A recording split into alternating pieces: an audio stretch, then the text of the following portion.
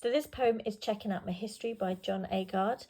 John Agard was born in Guyana, and he moved over to Britain, and he felt that the history that he learnt at school was very much an Eurocentric view of history.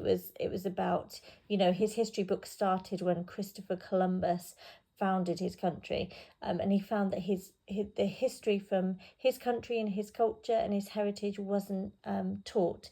It was very much a European history. And this is what he's kind of depicting in the poem. So we have Checking Out Me History. Now, automatically from the title, we can see that this isn't grammatically correct because we have me history instead of my history. So this could reflect the fact that he feels that he wasn't educated properly. So we have this grammatically incorrect.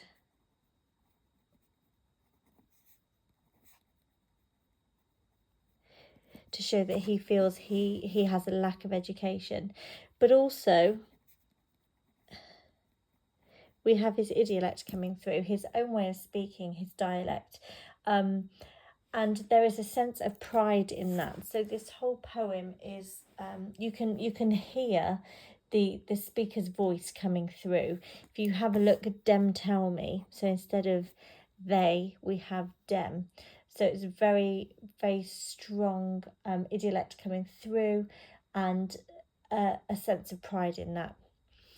We have this repetition of them tell me this, they're telling me what they want to tell me. So very much it was a choice. It wasn't that they weren't aware possibly of the history that they were teaching them, that it wasn't the history they wanted to learn, but that was a choice.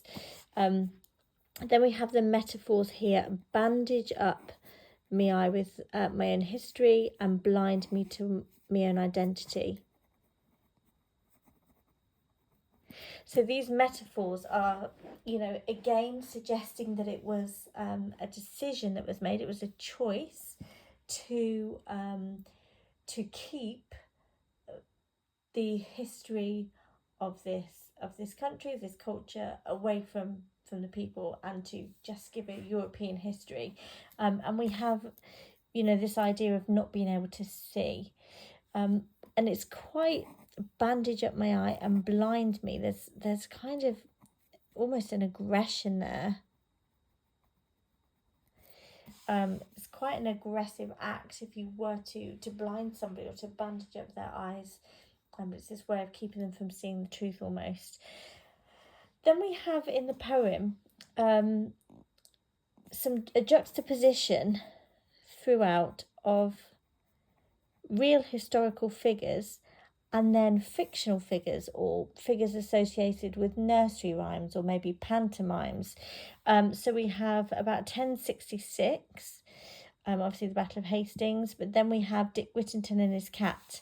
We've got the man who discovered the balloon and the cow who jumped over the moon from Hey Diddle Diddle.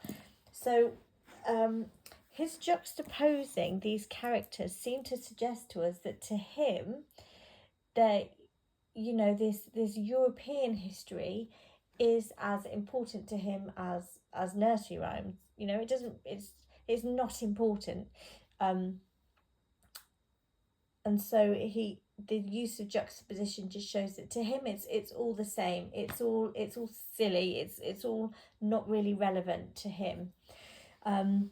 We also have here, as you can see, some stanzas that look different to the others. And these are the stanzas where he is talking about real historical figures that he thinks it would have been important for him to learn about. Now, you can see that the writing is different. So the writing is in italics. So in that way it stands out. We also have really long stanzas. So we have short stanzas about the European history that he was taught, but then long stanzas about the history that he wanted to be taught, which shows the importance that he is placing on these figures. Figures such as Mary Seacole, for example, or Nanny de Maroon. So we have long stanzas to signify the importance. However, you'll notice that the lines are very short. So even though he's trying to highlight their importance, it signifies to us that he still doesn't know much about them. So short lines.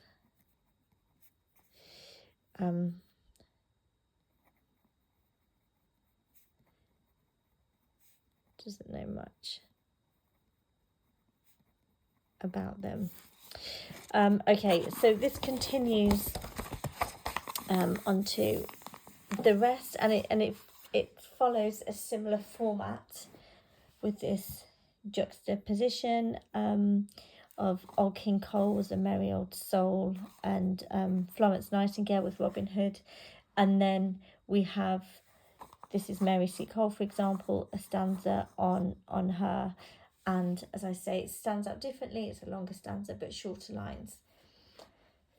We also have at the end again, Dem Tell Me. We have this repetition, this anaphora of Dem Tell Me all the way through the poem.